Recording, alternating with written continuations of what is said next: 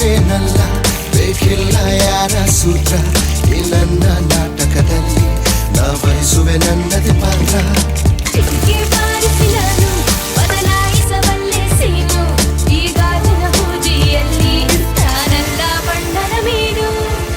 ಒಂದು ಕನಸು ಖಾಲಿ ಪೀಲಿ ಕಣ್ಣ ಮುಂದೆ ಹೀಗೆ ಓಡುತ್ತಿರಬೇಕು.